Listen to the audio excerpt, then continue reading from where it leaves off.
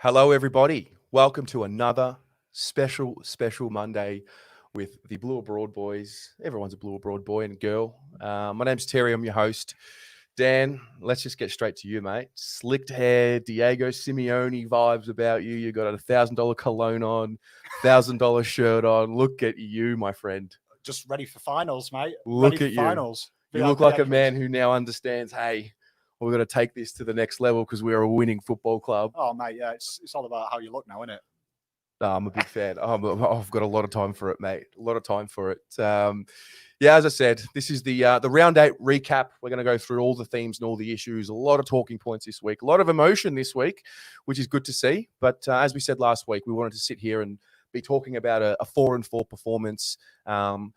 A few thank yous, obviously. The show doesn't go ahead without quite a few people. Shad from Assertive Media, he's the man that we're looking at the moment. Shad Daddy over there, back there, doing his thing. He runs a company called Assertive Media, and he can help you and your business come to life with video production needs and things like that. So be sure to check him out at Assertive Media.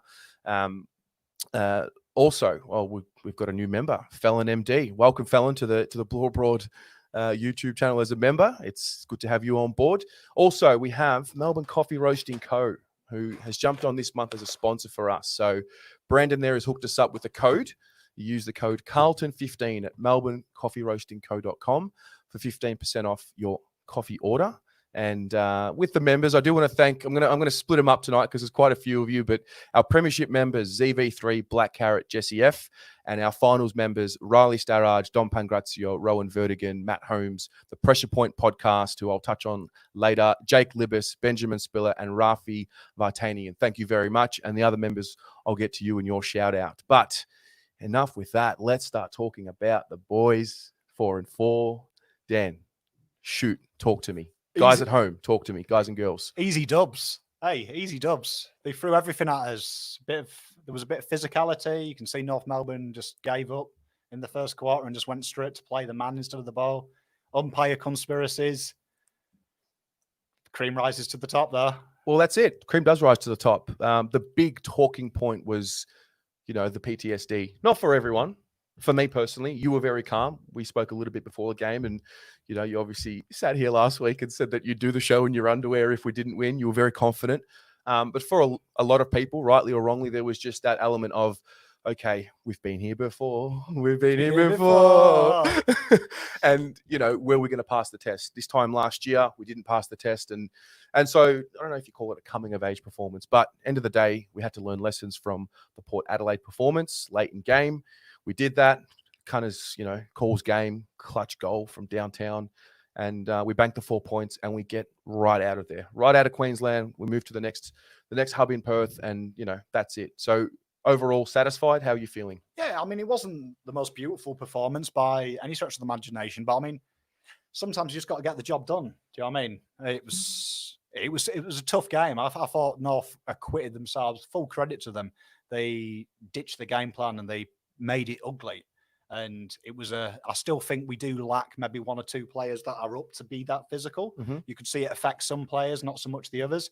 But even Jed Anderson, his man bun and his cheating, petards, throwing people when they're not looking, and umpires in Gillian's pocket couldn't beat Carlton. Yeah. I think the only team in the AFL that can beat our team is ourselves. Yeah, I don't think anyone can beat us. It's getting a bit like that. We'll touch on the expectations now and how they seemingly are changing, because there seems to be a little bit more trust now. We're talking about a 7-week block of form now where, apart from maybe the St Kilda game, I think we can say, and at the end of the day, we did wrestle that game back, but I think we can say, well, we're a competitive unit now and expectations are changing. And maybe they haven't changed for some, but maybe for others, for me, I'm starting to trust them a little bit more. We're passing tests along the way. We still got a lot to get right. I don't think we've completely gelled yet, and there's going to be more challenges coming up, but there's a real satisfaction because of the fact, again, talk about it every week. Hey, we've come from where we've come from. We just want to get a side that's winning games and competitive, and we do have that right now. I think we can establish the fact that we do have that right now. Oh, 100%. And I think there's things that are starting to happen, which I thought, Connors, you mentioned him, fourth quarter. How often, years gone by, have we got ourselves into winnable positions or fallen away in winnable positions? In the fourth, we've just wanted that one person to stand up. And it's always been wearing the opposite colour Guernsey. This these last couple of weeks, we've had a player step up who said, you know what, I'm going to be the headline writer. And Connors, I think he won us that game. I thought his cleanness in the fourth was the difference between, he was the Robbie Gray of us. That was last week. It was the moment of class that won us the game. They had the moment of class. Yep. And I think we're now a very competitive team, real competitive team. Yeah, no, I couldn't agree more with you. You guys at home, let us know where you're tuning in from. I'm going to get through to some of your comments. We have added another member, Rafin Tune, who's rejoined as a member. Welcome back, mate. Oh, that's Big Raf. Good to have you. Good to have you. Not Sydney Rafi, different Rafi. Was it? Yeah, I made the always thought it was mistake the as same well. person. Hello to either of you anyway. Both of you. Zeke Murley, hey lads, ain't it good to be a winner? Damn straight. Helena Petru, nothing better than a win. John Del Sasso, hi guys, let's talk navy blue. Damien Lloyd, hey Terry and Sleek the Elite. I like that. Sleek the Elite. I've had some horrible comments about my appearance on this show. They're getting better. Like, Yeah. do you remember the first video with the jumper? Yeah, the Christmas jumper. I still look back at them videos. Josh Clev says Dan Williams or Robbie Williams. Hilltop Hoodlum is here saying g'day. Andrew Walton saying, is that Alphonse Gadgetano? Got a lot of time for that. You drug lord, look at you. Now you're a real Carlton man, aren't you? That's what I'm doing. Oh, gosh. Chris Sodas from Bolin, hello. Dan has gone the glow up. He sure has. What do we got here? Riley Starrage. Hello, Riley. As inconsistent as we were in the game at times, one of the more mature Carlton performances I've seen in a while, particularly late. We got our lot right up to 60, 70 meters out. Just shows how important Hazard can be for us. He's a gun. Love that. A few more. Costa Melachridis. I should be able to say that because I am Greek. He's just joined as a member as well. Welcome, Costa. Tim Wilkes. Cunner's cleanliness was definitely the difference. Yeah, for sure. Let's unpack a little bit more. So I mentioned the start. I thought that was a big tick for us. We get to quarter time, and it's just a sense of absolute relief. How good are our boys going? Pretty dry. I don't think it had rained up until that point. Arrow Hart just joined as a member. Welcome, Arrow. Thank you very much. So we get to that, and then you know, second, third, and fourth. A lot of people want to talk about the umpiring, and we will, because it is an element of what's happened. I also just thought North decided, you know, if you played in a local footy game and sometimes, you know, you're getting belted at quarter time and the coach just says, you just got to fucking go to the man. I just thought North did that. That's just what I thought happened. They just clawed and they toughed it out, and, you know, they got away with it. They got away with a lot. The whistle, I can still hear the whistle in my ears. There's just a lot of it. Obviously, it's going to be a talking point. What do you take out of that second, third, and fourth? Is that just part of winning, and sometimes you've got to win when it's a grind? What do you take? And for you guys at home, what do you take of the total performance? I think you look at a lot of teams this year when they've been playing in hubs, particularly, there's been a lot of excuses from the clubs, and you can see the heads go down. Umpiring hasn't been great, I think, all week for all the teams. Fair call. And I don't know what's been said by Gillian. He wants to make this game a spectacle. He's selling it to the United States, and he's making it a stop-start as the NFL. For me, I thought the umpiring was borderline cheating. I've never seen a team punished for being first to the ball, and I think, to me, that is underlined for me as cheating. I think there was an agenda against the boys. I'm not one to ever blame the umpires. I just want to be careful getting into that mindset, though. And I do agree. I don't agree with you that there was necessarily an agenda against Carlton, but I'm very mindful of going into that, and I call it Essendon territory. Have you ever watched a game with an Essendon supporter? Yeah, everything's it's bad. It's bad. I kind of don't want to get into that. 100%. We have to acknowledge that it was poor. But I think for me, I just felt it was all one-sided. They were doing exactly the same as us, and I've never seen umpiring like that, to be honest. I don't know if something was said to the umpires to watch for, but it did seem Carlton were getting pinged for something that had just been done by North Melbourne.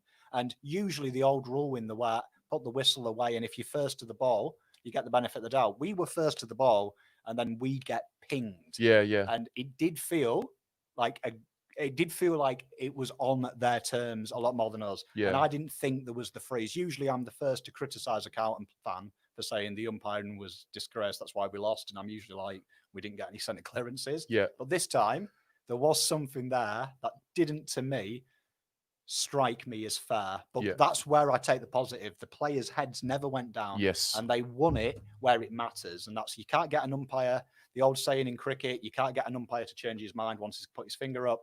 They just did their talking on the scoreboard. Look, and there are going to be games where it goes our way as well. I can't help but feel like, obviously, people are talking about Cripps as well and the treatment, and that's a question that I know a lot of you are asking. So, for the purposes of the show and wanting everyone to get their say, we're going to talk about it. But can't help but feel like next week it's been blasted in the media, and I think this is also an opportunity for us to look a little bit at as to the power of the fans. And people have spoken about.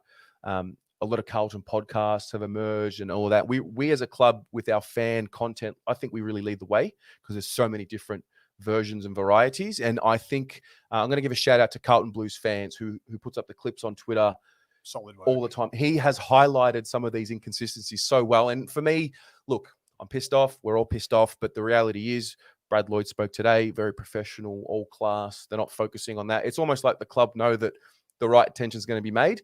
And we know that come the bounce on Friday night, you can just hear it.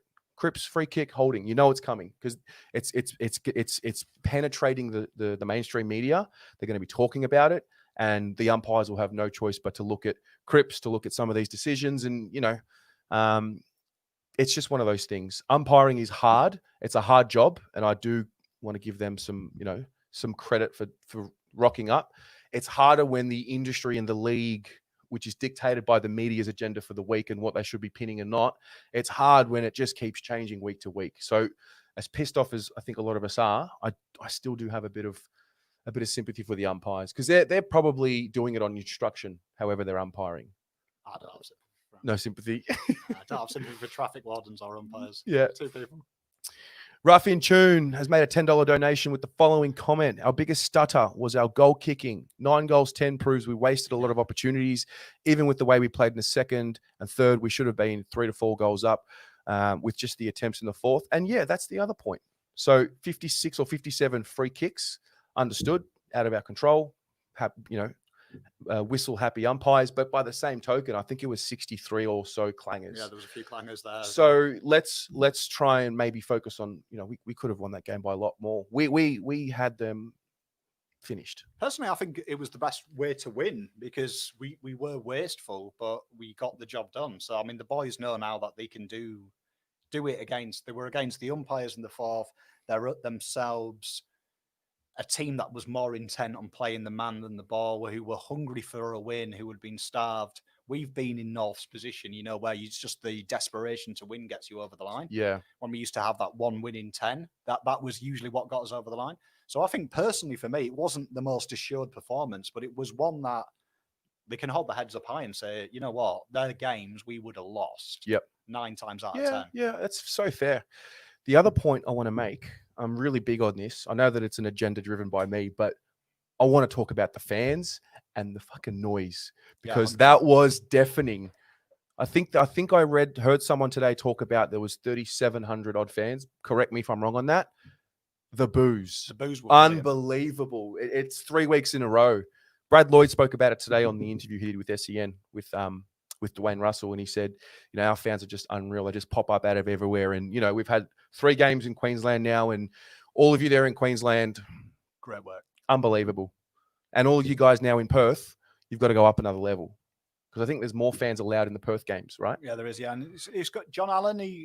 Johnny Allen will be leading the troops down there. One of the most passionate blokes I've ever spoke to. So I think we're in capable hands. But I think Riley and Lauren and Colin, Debbie in Queensland, they've really sat. Because I was watching the game just after in Brisbane the other night and the Eagles game as well. And I thought we were louder than the Eagles fans. And I thought there was less of us. So for me, I thought that was a huge shout out to Queensland. They've really given an intensity. And it felt like it was at the G. Mm-hmm. It did feel like a G game when you were listening to the noise. Joshy Cleves will be there. He'll be there. Beer in hand. You're getting that selfie from him. I'm looking forward to the little 30-second video clip of him shouting some abuse at a player. Kano as well. Looking forward to seeing him there. Let's get through some more comments here because there's a few coming through on the YouTube. Luke Pescari, looking very slick, Dan. Step up your game, Tez. Sorry, mate. Am I the only one who went from happy with the 2-goal loss to unhappy with the win that should have been bigger against a Pox team like North? Fair enough. Roger Popio, why aren't any of our youngsters getting games? Surely Callum Moore will never get a game again. How is Fisher not in the side? Jesse F, are you getting A-Rod from Hawthorn Fan TV on for a match preview this week? Jesse, you read my mind. I'm doing an interview with him on Wednesday. So, yes. What a legend. As well. Lockie Bright, welcome to, he's just joined up as a member. Welcome, Lockie. Thanks very much. Emilio, this time last year, we were 1-7. Now we're 4-4, really showing we're growing as a team, especially with the young boys. Helena Petru, not going to lie, brought a tear to my eye hearing the Carlton chants. Love that. Michael McDonald, Carlton and WA has a very rich and glorious history. Very, very true. Frank Bono, who won the battle, Pitternet or Goldstein? We'll get on that. You've got some words there. You've got some serious words there. Gavin Wheel and the umpires. I think he's talking about the umpires. George Stella, will Mackay be back for more? Is JSOS in for Mitch? Matko Mussolin, hey Terry and Dan, looking sharp. Dan, the umpiring was pathetic. Cripper double teamed and manhandled and no free kick. And don't get me started at the holding the ball rule. Nunes and Setterfield were great. My favourite player is Gibbons. He's in BNF form. Bryce Richards, can we get cardboard cutouts with a little fan noises attached? I like that. Speaking of, can we acknowledge? Can we acknowledge the boys? We've got Cripper here. We've got Cripper and a Murph. Obviously, Murph is on my side here, and I do have to make an apology to Murph because I didn't give him a good enough rating. I just saw it differently. Let's talk about it. Absolutely slated, Murph. Hey, yeah. I like it. I like it when I'm wrong. It's a learning experience. You know, I'm in a rebuild phase right now. I was generally shocked there because usually, like, Murph is the untouchable. Mate, it's all about green shoots, you know, with the player ratings. I'm going to get better. No, so the coaches' votes came out and Murphy was given 5 votes. He led those votes with Plowman, who was also given 5. Kennedy was given 4, Polek 4, Ed Kerno 3, Pitternet 3, Sam Walsh 3, Jacob Wiedering 2, and Luke McDonald 1. And again, apologies to Murph. I was a little harsh. I've been hanging around with people that hate on him a little bit too much, and I think they're starting to influence me. But no Setterfield. I was shocked at that. It just goes to show what we think we know with the eye, and what matters on game day. I genuinely do think, though, like, most inside midfielders, particularly like who play that Cripper type role, which Setterfield was doing a lot of this week, I do think they go unnoticed. You look at like Elliott at West Coast, he's the same as well. Like, they don't get the kudos. So I think it's more of an expectation. Yep. So I do think the coaches sometimes vote like that. But for me, yeah, I think Setterfield deserved it. I thought his job was good.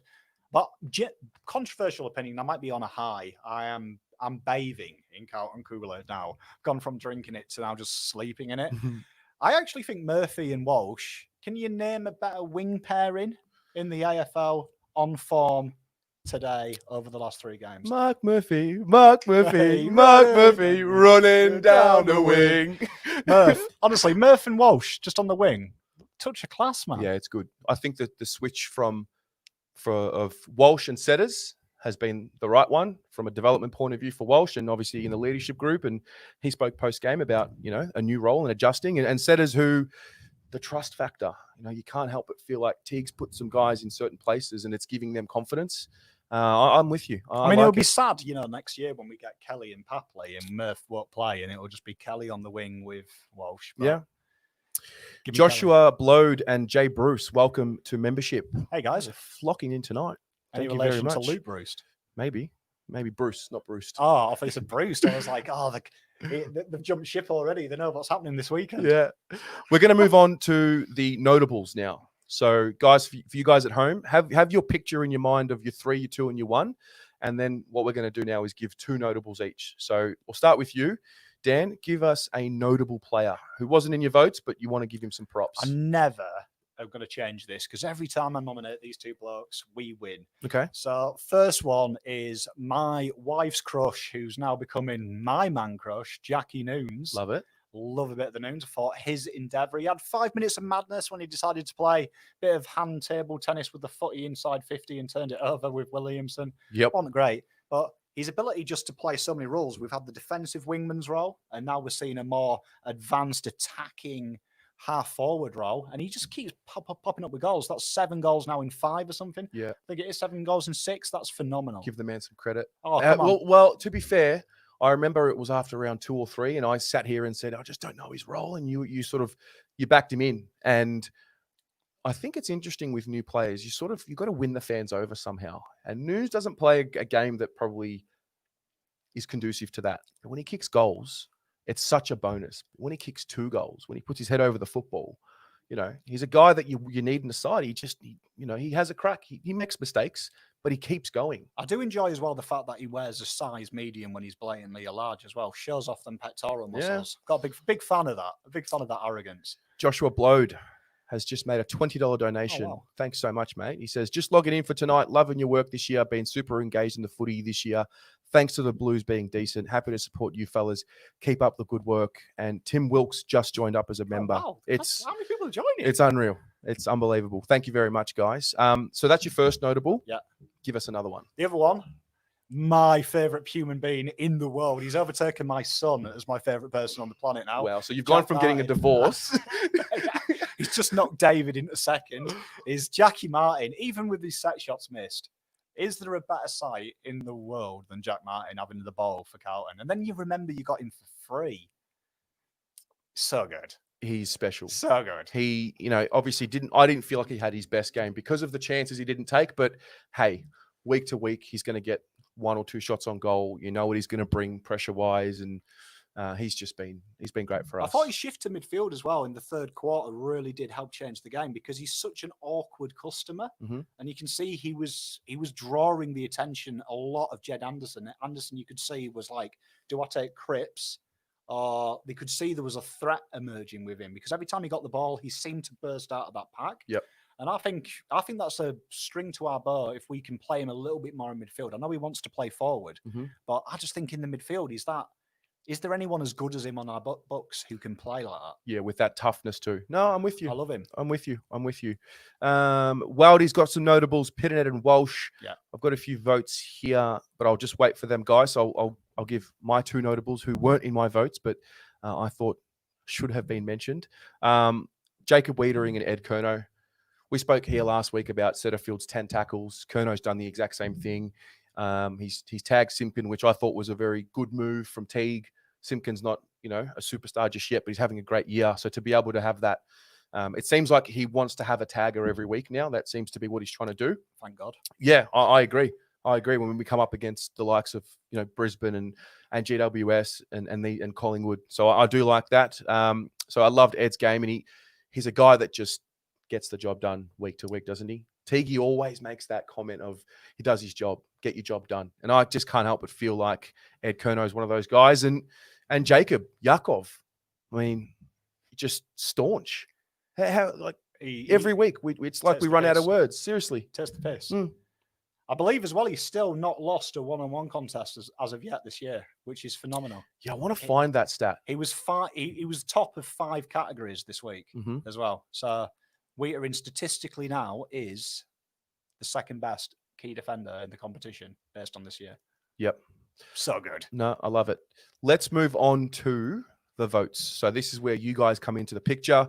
Please write down your 1s, your 2s, and your 3s. Dan, as I always do, I'll get you to go first, mate. Give us your 1, 2, and 3. 1 vote. Yep. William Setterfield. Love it. Impressed with his game. Thought he did really well. 2 votes. My boy. I never lost faith. Carlton fans were turning on you, Mark. But Pitternet, you've got a friend in me, my Italian friend. stallion, baby. Tell you what, you made Todd Goldstein look more like Todd Silverstein. Yeah. Absolutely owned him. I loved it. I thought that was, I said on my preview, he's only got to win 40% and we win that game. And he did more than that. I was very impressed. And 3 votes, without a doubt, worst advert host in the world, but probably the best third tall in the comp, Lockie Plowman. Good work, mate. Yeah, no, I Right like back. it. I like it a lot. I went with I gave Kennedy a vote. Yeah. Bam, bam. I know his second goal was off 2 50-meter penalties, but I just thought, the criticism last week of, yeah, he won the ball, but he didn't use it well. That's what I was saying anyway. And then I thought, okay, well, what are we going to get from week 3 of the Matt Kennedy experience? And I thought it was better than his first game. 20 touches, 75%, 2 goals. A guy who obviously looks comfortable marking the ball in the air. So if he does sit forward, he can do some stuff there. So I gave him a vote. Setterfield, I gave him the 2. Very similar to you and everyone at home. And Plowman, I just want to reward the man. I called him a fraud last year and I was out of my depth. He finishes 3rd in the BNF and call it a bias. But to be fair, though, ever since you called him a fraud, he's gone from like a 4 out of 10 to like an 8, 9. So yeah. Maybe it was you. No, I'm not going to take credit for I'll it. give you the credit. Yeah, I don't think he was watching Blue Abroad I when there were reckon he 14 was. I people reckon he watching the watched it. videos. I reckon he watched it and he Googled how to be a defender and suddenly just nailed it. I reckon he did. No, he's been good, man. He's to be honest, him and Wheaterin, when I look at the team sheet now, I just disregard their best small defender and their best tall. Yep. And like they just go out of my head. So like this week, it's going to be so easy because they don't have any forwards, Hawthorn. Yeah. So God knows who they're guarding. Well, let's think about it, right? So Plowman and Wiedering, I think, are having their best years of their careers. I think the last time, now Wiedering obviously was pretty good towards the back end of 2019. The last time the two of these guys played consistently good footy was 2017, which I know it's 3 years ago now, but I think it's relevant for the following reason.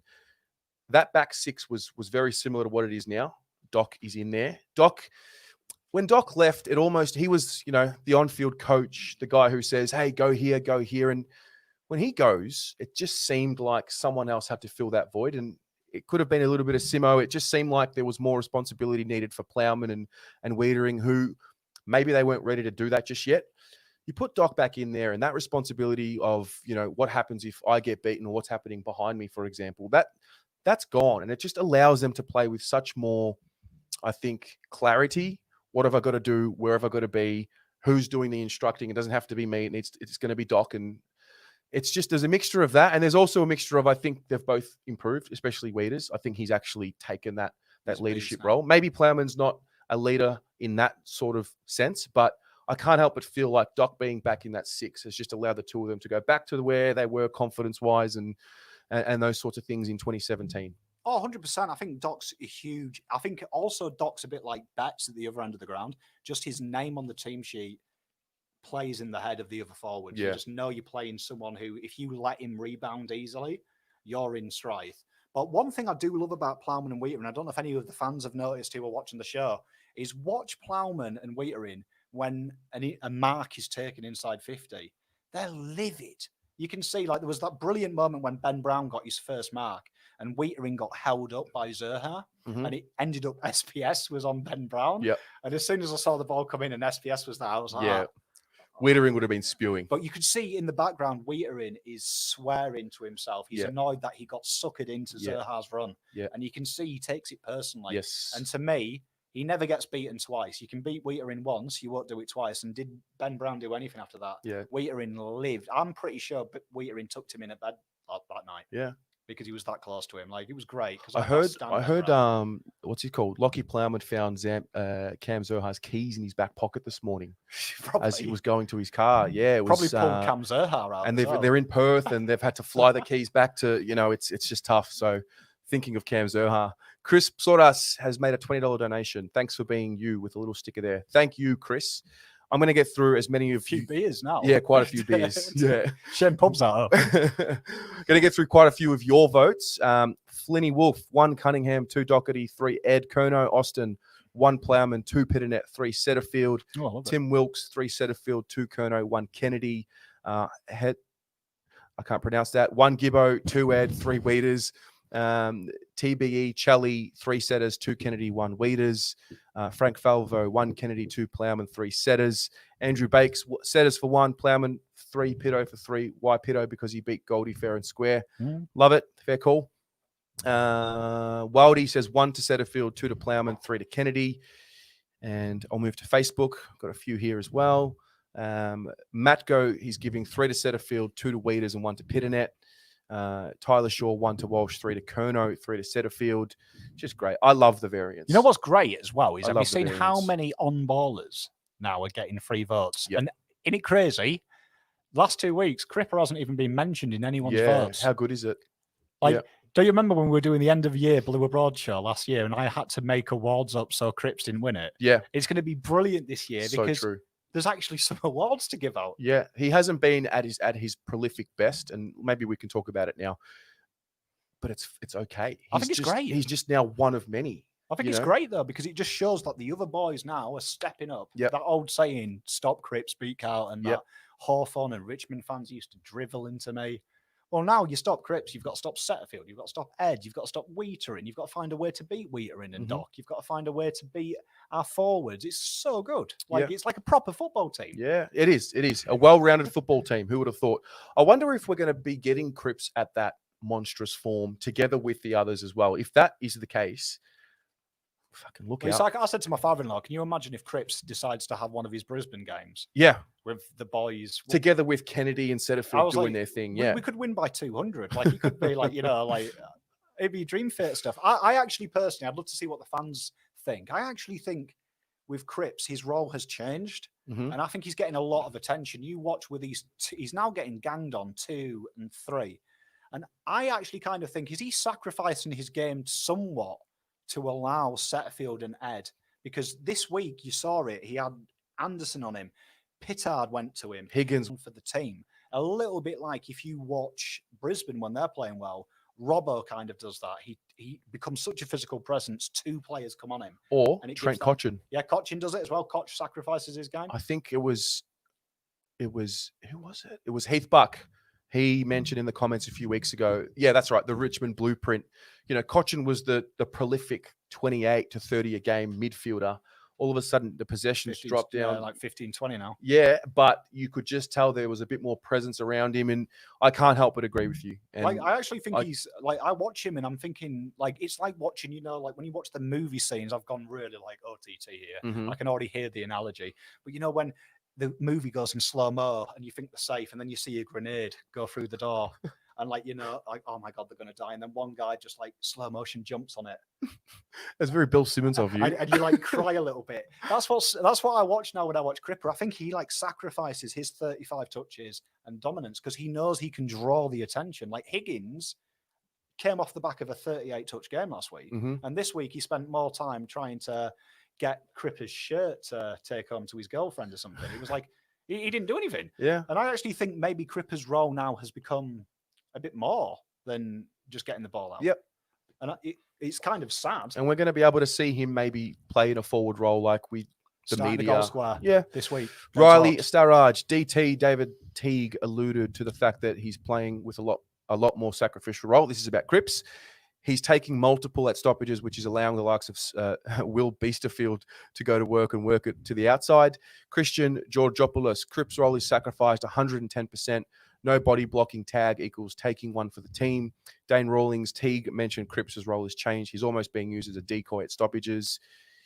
Onto the YouTube. Joshy Lofts, g'day boys, totally agree about Cripper.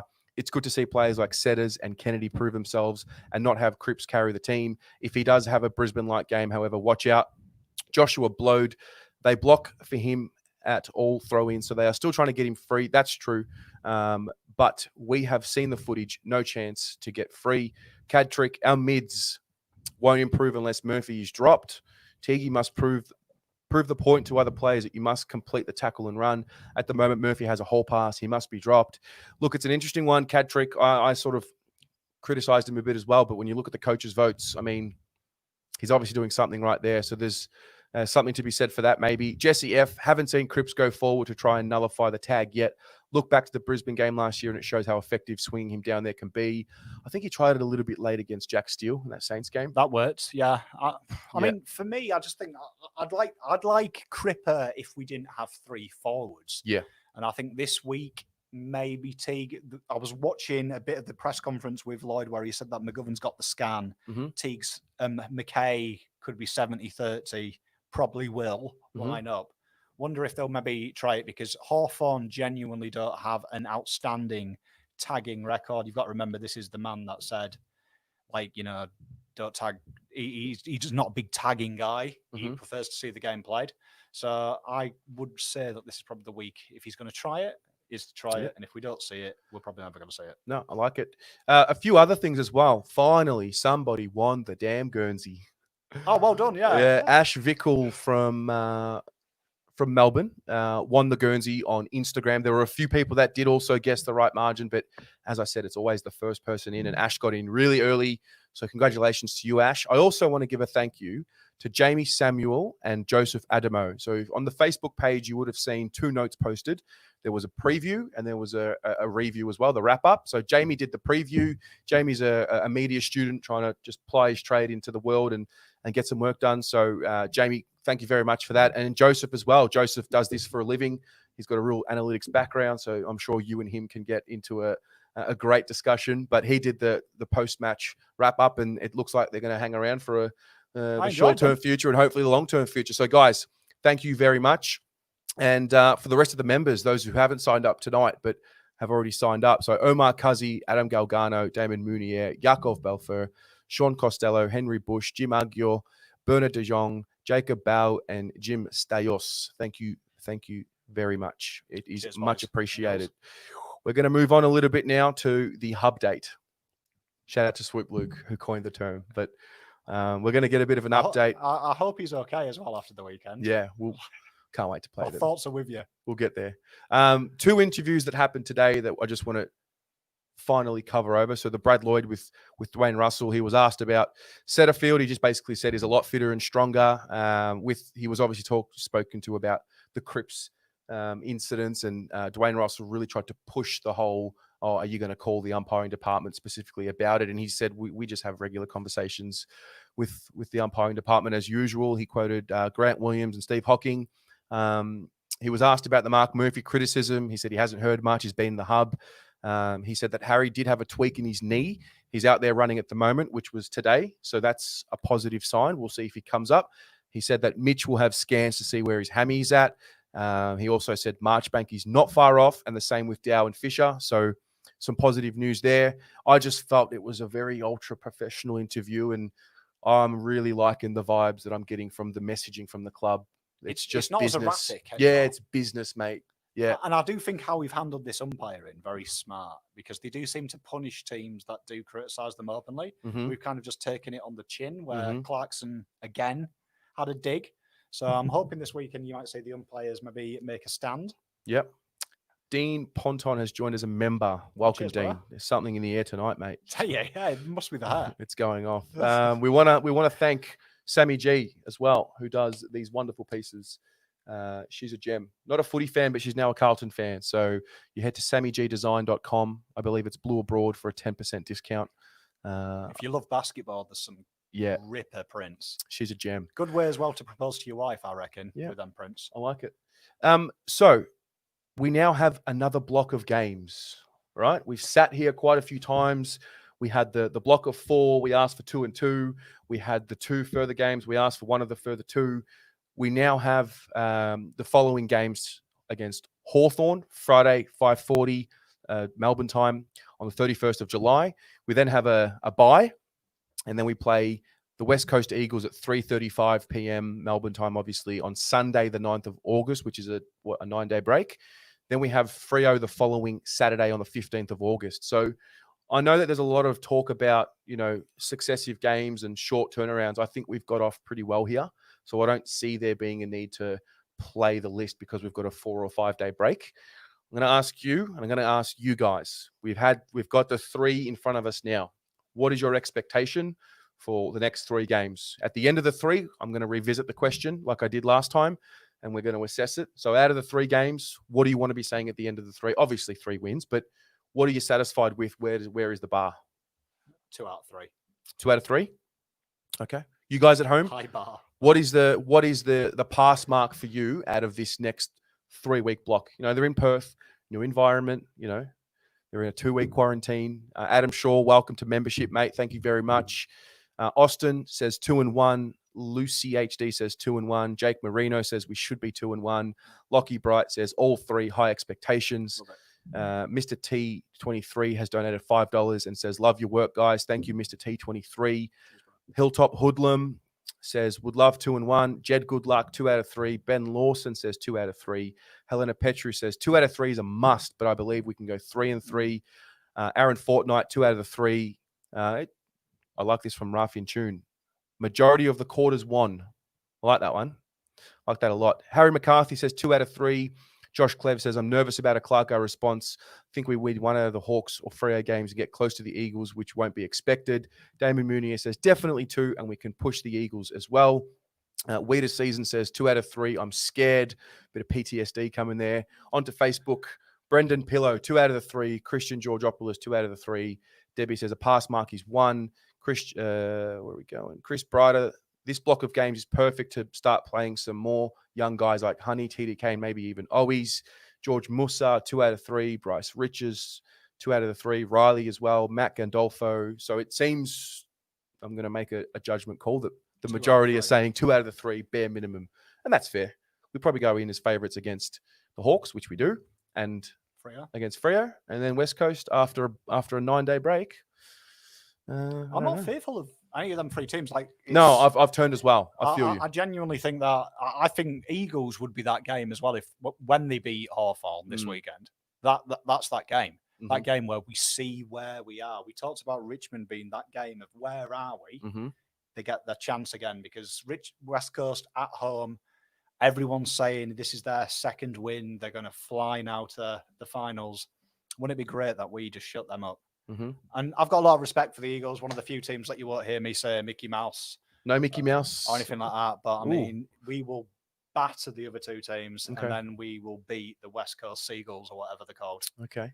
Let's turn the focus to Hawthorn because I've made an observation, right? I watched the press conference from Clarko after their game against the Swans, and there is Mick Malthouse vibes about him at the moment. Serious Malthouse, grumpy, and he challenged their group last week. He sort of said, "Look at you smiling around, mate. You know what's coming." I love it. Yeah. What do you feel going into the Hawthorn game? I mean, I can't help but feel like the solid expectation is got to win this game. They've probably been the most dominant side since I've been in this country as well, Hawthorn. So, you kind of always get a hatred for a side that is dominant, I think, when you're new to a sport. But I see big problems there. Just when you watch them set up, it doesn't look like a Clarkson side. The way they move the ball movement, Clarkson traditionally likes to move the ball quickly. It's a very territory-based game. It's very fast. It's go, go, go. Doesn't look like... I don't think he's got the personnel. I look at that list, and I genuinely don't think that doesn't look like a Clarkson team. When you look at the players that have left, you've got your Lewises, your Hodges. There isn't anyone there like when you've got Hardwick down the back as your best defender, you've got huge problems. They've got some solid top-end talents who maybe just aren't playing at their best, which is what I'm kind of mindful of. I don't think Tom Mitchell and Warple and O'Meara are playing at their best. Sicily's having a pretty good year. But I found I was hearing excuses from Clarko. I was. And he's a guy that you don't hear him from. You see, I said that the other day to Riley, that he blamed the umpires, he blamed conditions, environment, COVID. Do you know what I mean? He's probably a week away from blaming 5G. That to me is... To me, when you start making excuses, and this is what I've always been saying to the fans, stop making excuses for them because it makes your side look weak. Yep. And to me, I think there is huge problems. Yep. There's rumblings. I was looking on Big Footy at Hawthorn. They're starting that whole knife sharpening. Mm-hmm. The Julius Caesar. Yep. Shall we stab him in the back tomorrow? Yeah, do you know what I mean? And they're all starting to turn. To be honest, I'm not worried about this game. I'm mentally now, we're playing Eagles. Love it. Jono 0267 has just become a finals member. Oh, wow. Thanks, mate. Joshua Blode, as you said, Terry, they don't have taggers. Good ball-winning mids, but no grunt. Crip are going to dominate this week back home. I know there's a lot of talk about wanting to play him forward, but you've got to play him in the midfield because free kicks are coming. Daniel Young just signed up as a member as well. Thank you, Daniel Young. Good first name. Very good first name. There's a little bit of that. So the next question, which will tie into some of the questions that I've gotten from the fans here. Changes. Are you making any? I would. This is obviously a question for you and for you guys at home. Talk to us about the changes. Me personally. Put him in there. Both in and out, please. Personally, see him more. Yep. Bring in McKay. Okay. If he's fit. Mm-hmm. And I would be taking McGovern out. I think he needs a rest anyway because doesn't look like he's going to get up. He looked completely poo bucket. Mm-hmm. So I would be bringing in the one and only future favourite player of mine, Joshua Honey, proper footballer, and let him run ravid over that Mickey Mouse defence of theirs. So let me get that straight. So McGovern out, Moore out, Harry in, and Josh Honey in. What if Harry doesn't come up? If Harry doesn't come up, bring Zach Fisher and play centre half forward Mr. Cripps and say, Go crazy, old Cripperio. There's the notion of Teague, and there's a trend now. He's spoken about this is the system we want to play. He's trying to build a system. So there is a notion of no matter what, they're going to try and go in with 3 tools. So does that beg the question of, well, if Harry doesn't get up, then does that mean Tom de Koning is going to come in? I'd say Mo would stay if Harry doesn't go, and if McGovern is out, I'd say he probably said there's a chance of TDK. I thought it was interesting that he didn't play. I thought it was interesting how he played more over TDK. I don't know. But again, Teague knows a lot more than what we do here. I think the thing was what he was talking about was forward pressure, wasn't it? And he's known for his tackling, Callum Moore, even though he's 9'8". Yep. So we just didn't quite see. I mean, it was a tough game for Callum Moore, though. It was, yeah, like, and yes, exactly right. Like he was told like 24 hours before you playing. Mm-hmm. Yeah, that's true. I'm going to get to some fan ins and outs, some fan changes. Let him in, put him in, guys, and make sure you tell me who's in and who's out, so it's a little bit more clear. Good start. TDK in, more out from Lockie Bright. Ben Lawson says more out, McGovern out, Honey or Fish or Harry in. Helena Petru, did you see Liam Stocker's IG post on the fastest footballer? Maybe Honey is in. I like your cryptic. Yeah, I saw that. I like that. Yeah, I've got a lot of time for that. People pointing that out. Into the Maze says McGovern and Murphy out and Mackay and Fisher in. Joshua Blow says Gov out, injured or not, and Harry in. I hope Harry's healthy. I really do, because he's a key to what we're trying to do. He really is. Harry will go. Yeah. We're going to move on, guys. We're going to move on to the fan Q&A segment. So every week I post about what you want to talk about. I think we've spoken about a lot of what we've covered, but this is your chance to just, rapid fire some questions for us to talk about. Got a few on the Instagram, got a few on Facebook. We'll get through as many as we can. We've got about 14 minutes, so a little bit more time than last week. Smashing. Christian Chapcoon, the great man, Thomastown Football Club legend.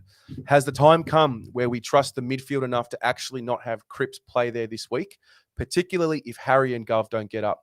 We leave Cripps forward and roll the dice in the guts. Discuss. You're a big fan of this. 100% with it. Yeah, you're a big fan of this. Tough matchup. And also you've got Kennedy, remember, who plays on midfield. And every time he goes forward, he has the marks. So you've always got options for Carlton. JSOS as well. He's meant to be fit. So another person who could maybe do that job. Well, he said, obviously the injury report will come out tomorrow. So we'll find out from Andrew Russell. But last week he said it was the ITB strain and he's going to need 1 to 2 weeks. So if he is fit, I can't see why he wouldn't come in. But I'm starting to get like Fisher vibes. Like what's going on? I want to see a bit of Fish. What's going on? Fish. The craftiness and I do like the Murphy call of Murphy being dropped, not to be dropped, but I think we are going to have to rest some of our older blokes in this stint at some point. And I think Hawthorn and Freo are the most logical games. You don't want to be resting players against the Eagles. Yeah, fair call. Or you could maybe say that we ain't going to beat the Eagles, but I'd hate us to be that type of football club. Yep. I'd rather us go full strength and put a statement out there. No, fair enough. Kano Watkins. Kano, do we keep the forward format of the 3 tools, or if one of McGovern, Mackay don't get up if one of McGovern or Mackay don't get up, or both, do we play Cripps or Kennedy more forward and bring a Fisher or Philp in for more run? Well, I like that. It's going to be dry, 19 degrees in Perth, as it says tonight. Big ground, a lot of space. We know that the attacking style of football that we want to play, goodness me, in that open space, my eyes are lighting up. So traditionally smaller sides win as well at the opposites. It's a bit like the Marvel with win ratios. Yep. So there is probably an argument for speed and width. So, I mean, I'd imagine you would see 3 tolls in some kind of shape or form because that is our system. Yep. Oscar Gordon says, if we had to go to the trade table this week, what's the one prototype of a player Carlton needs to add for future success? Is it another big-bodied midfielder, another winger? Well, look, the answer is really quite simple. Dun, dun, dun, dun, dun. His name is Papley. He plays for Sydney. That's him. That's him. Mate, that's him, mate. You basically, you remember that Homer Simpson thing where he just gives the empty checkbook and says, I want you to write some numbers in this box and I'll pay it. That's basically what you do with Tom Papley, isn't it? Like, how good was he at the weekend, man? Me, so good to watch, man. He's so good to watch, man. But you know what I say? You don't need Papley when you've got a tub of honey at home. Yeah. When you say honey, you think Papley's good. So is the idea with Papley, is he the ideal replacement for Eddie Betts when that time comes? Goodness me. That means Gibbons will stay in that mid-role, more around the ball, which I love seeing him there, but goodness me. Tom. Just imagine Papley in our forward line doing what he's doing. I mean, he's doing that with complete Macintoshes as players at the moment. Imagine him doing that with McKay and players like that. Martin's little penetrating ball inside 50 to Papley. Yeah. Say no more. Peter Vlahos, would Samo play more midfield time? Should he play more? He gets asked every week. I think I'm starting to turn my tune on Samo and just accept that. Okay, he's a defender. He's starting to get his hands on the pill as well. He's starting to. I mean, that 45 though. Like I keep saying to people, just watch that kick that he gets when he's down on the left-hand side, and he suddenly spins and pivots it straight into the corridor. It's just a thing of beauty. Yeah, he's a special talent. It's one of the 7 wonders of the world. That mate, I hope that we don't get caught with that countdown clock.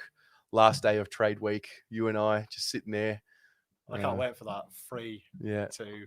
Well, love it. Also, another question: who are you guys looking out for potential targets? I know Dan's going to start a train shortly.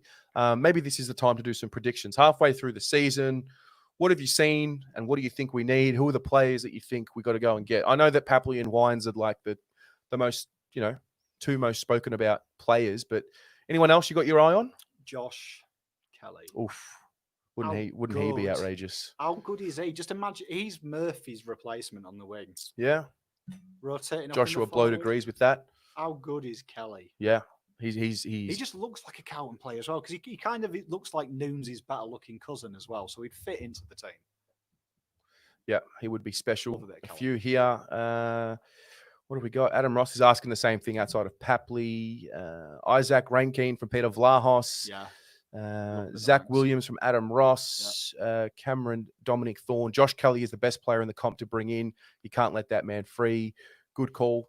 Please someone say Peter Wright. There's a few. Zach Williams is here. Harry McCarthy says Zach Williams. Josh Clev says Toby McLean and Jai Caldwell. I like them. Theseus Ptolemy says Zach Williams. As I said, Joshua Bloat says Josh Kelly. Tom DR says Pal Pepper. That's who everyone's forgetting. Charlie Constable as well. Charlie Constable, yes. I like this one from Connor Leahy. Surely Fiorini has had enough already. He's a handy little player. Jake Marino says Josh Kelly. Josh Cleves, as I said, Toby McLean and Jai Caldwell. Ramen says Matt Rao. Well, wouldn't he be something? That's Andrew great. Bakes says Will Brodie. Bit of talk about him during the week. I think someone messaged me, and I'm sorry, I forgot who it was, that he's got a relative that's on the board at Carlton or something like that. There's something to do with it. Yeah, he's got links to us, evidently. Yeah, there's I like Brodie. There's the notion of bringing in one more A grade. I think I do believe we need one more, superstar A grade midfielder. But I also believe that with what we've got now, this is the opportunity for these guys to fill that role. I mean, I think Setterfield's got quite a bit more growth to come. He's showing some great signs, but I think he can be maybe an A grader. Kennedy, I don't know. Maybe this form's going to continue. I hope it does. I mean, you've also got Kemp, though. You've got to remember Kemp's a big body. So he can play centre half back, full forward. He can play on the wing, and he's played on the ball. So you would imagine he's Cripps dimensions already. Mm-hmm. He's naturally there. So I'd say if that worked, we don't really need an insider. You're going to have to put 2 years into him minimum. Yep. So, yeah, I mean, that's why I swing with a Kelly. I mean, Constable, though, is going to come cheap. Mm-hmm. And he's someone that wants to play on the inside, and that's why he wants to leave Geelong. So very, very handy footballer is Charlie. I like this one from Damon Mounier, Toby Green. Oh, would love a bit of Toby. I'd love an arsehole at Carlton. Yeah, man. Just someone that you want to throw darts at. Yeah, him and Charlie Curnow, post-game functions, you can just see them causing an absolute havoc. You can see someone getting glassed at the beginning. All in good fun over a game of table tennis. Yeah, because someone calls him Tony Green. Yeah. And just bottles him. Yeah, I can see it. No, I love Toby Green. I'm a big fan of him. Yeah, I hope that answered your question, guys. Stephen Kellett, thoughts on the selection of Kellen Moore ahead of TDK? We touched on it before, but maybe a little bit more. I like it. I did like it. I rated it. Yeah. Why? Because you thought more offers more? I just think TDK is terrible purely pun. a ruck. Okay. I like that though. Offers more. Underrated more. From Tez that. I know. I thought you got to see where Callum Moore's at. It was a logical thing. He's played enough AFL games. Comes from a successful franchise. Yep. I mean, maybe Carlton thought he might do a Butler because Richmond cast-offs who play forward are pretty good this year, aren't they? So. I mean, it was tough. It wasn't a great game. I'd like to see TDK, but I mean, I think TDK just needs to keep applying his craft, and I want to see him come in the ruck. I don't want to see him messing around at forward. Well, they have been training him for a few years now as a forward, like not as a full-time forward, but with that forward craft. And I remember noticing him in the preseason scratch matches, some of the marking ability. It's good. And I think it's important. I also think it's important for him to get this running game going, because we know that we want to be able to get teams on the run and on the counter. So he's got to have a little bit of Harry Mackay about him in that sense. I haven't seen a lot of that from him yet, but I don't think anyone's seen a lot of him. It's just one of those. I do like the way that we're slowly bringing TDK back into the first team reckoning. I think for me, we had it with Cruiser. He played a lot of games early, and look where he is now. Yep. You look at the Collingwood model, the Tim English model, a couple of years of starving usually pays you back in the end. So there's plenty of time for TDK. Yep. A few people here talking about Bryce Gibbs to bring him home. Joshy Clevs, Serpent Joey. Gibbs could be useful if he can get back into form. Helena wants to see him as well. Wildish says that Toby Green is a modern-day version of Diesel Williams. I like that. Jim Agior says, I would love to see TDK play soon. See what he gives us up forward of the ball, and I think TDK has some swagger. I like that a lot. Ben Lawson, if we can't get Papley, we should go for Brodie Myercheck. Interesting one. James Orico, imagine what Betts could teach Papley. I like that one. As I move on to the Instagram. Costa.priv says, with Cunningham's awesome performance against the Dons, why is he not getting midfield time? Yeah, I mean, his role is obviously as a forward now. I've always rated Cunners in the half forward. I actually disagreed with Teague when he said he saw him as a midfielder. I actually think he does his best work on that half forward line. Okay. But you are seeing him slip into the wing and get the ball. He got his hands on the ball quite deep. He comes very deep for the ball. And I think that free role suits Cunners. You know, that Papley role that Papley has at Sydney, it's kind of go wherever you want. Yep. And that fourth quarter, he did that very well. He got the ball quite often on the wing, brought it forward. So I'm quite happy with how Cunners plays. I think that free roaming role, kind of a la Dustin Martin type, not comparing him to Dustin Martin, don't hate me. But nah, I think Cunners, I'll see where you're going, but I think Cunners he finds the ball and let him do his own thing. Fair call. Winston Sports Media, our man Bobby Winston has just joined as a member of the channel. Bobby, thank you very much. Great interview as well with the legend Woofy. Yes. Old Ange. That's on right. His website at the moment. Bobby, I did tell you that I was going to share it today. I didn't get to it. So Bobby Winston did an interview with the great man, Ange Christou, as you said. And he doesn't talk a lot, Ange. You don't see him often, but I watched it today and he opens up a little bit about the game. It's a really good interview. I'm going to share it tomorrow, I promise. Rare as rocking horse. Yeah, it was good. Ange speaks. It was good. Bobby's an aspiring sports journalist. He's just hustling away. He's chasing the dream, and I love it. I've got a lot of time for Loves winding Carlton fans up. Yeah, he's a Richmond man, so he gives us a little bit of grief, but that's all right. We love you, Bobby. We love you. Philip Pesano, in our gameplay, what do you think our biggest strength or strengths are? I love this question. I love that. This is for everyone. In our gameplay, what do you think are our biggest strengths? I think our ability to transition the football, I think for me is best in the league at the moment. I think from defence to attack, our ball movement is the best. I think as well, our second and third efforts for me is something that's a highlight. You watch Pitternet, he sums that up when he lost the taps to Goldstein. He worked hard, and I think that transcends all around the ground. There's a willingness that when you make a mistake to fix it through pressure. And like Plowman, there was a great moment where he lost Zerha, and you saw the will and intent to keep paddling the ball so it eventually went out. It's that willingness to not give up. And I think that's something that Carlton have got at the moment that no other side has. Yeah, fair enough. Lockie Bright says ball movement. Ben Lawson says counter attack. Joshua Blode says ball out of defense. Tim Wilkes says run and carry. We are quick. Ari Stamatakos, missed it. Stamatakos says transition. Lucy HD says our transition play. T Bacelli says ball movement. Andrew Walton says the ability to score and score incredibly quick. Helena Petru says that risky kick that pays off. Joshua Blode says the worst part is our entry to our key forwards. Fair enough. Jesse F, transition, absolutely. Defensive structure is the best it's been in a long time. Gives the mids so much more confidence to be able to bomb forward and run it over the top of teams. Damian Munier says transition football, defensive 50 to forward 50. Reminds me of the Three Amigo days. James Orico says our efficiency inside 50. Connor Leahy says key defenders running into each other. Oh, he's saying that's not what he likes. Fair enough. Jim Agior, transition and outside run. Under Tigi, we have a clear blueprint, and it's attractive to watch too. Hardball winners and spread. Love it. Tim Wilkes, our back six are solid and settled. Adam Shaw, who do we lack? His name is Papley. He plays for Sydney. Dan, not enough comments on your slick hair. Great look. Taz, you could learn a thing or two. Good. Dan's getting the credit. Love it. Jesus, what's Love going on it. with the fans today? No, it's good. It's good stuff, mate. You're getting the recognition you deserve. You put the hard work in. Bought some new wave gel and slicked it back. Yeah, do you know what I mean? I stopped being fat. Yeah, do you know what I mean? Look at this. Look at the effort. Love it. Well done. Matt Henry, where do you get the figurines? Dan, you brought the figurines in. My beautiful wife got me them as Christmas. I believe she got them from the Rebel Sport website, and then they direct you to, I think they're called sportstatues.com.au. It's the only one that does the official AFL statues. If you type in AFL figurines, they're a small company, Australia made. They've got the rights to the face scans. Yeah, interesting. They do 12-inch down to 3-inch. So these are the 6-inch ones, I believe. There you go. Well, guys, with that, we have come to the end of the show. It goes without saying, we love being here after a win. It's our favorite time of the week. Thank you to everyone who gets involved with this during the show, outside the show. Shad, Brandon, Dan, everyone who's contributing, Jamie, Joseph as well. You know, the community is it's so much fun. I love the discussion after the videos. I love it all. I just love what we're building here. It's great, and it's sort of parallel to winning games of football. Obviously, that makes you feel a lot better. Stay tuned. We'll be here throughout the week. We'll be here next week. And as always, go the Mighty Blues. Go Blues.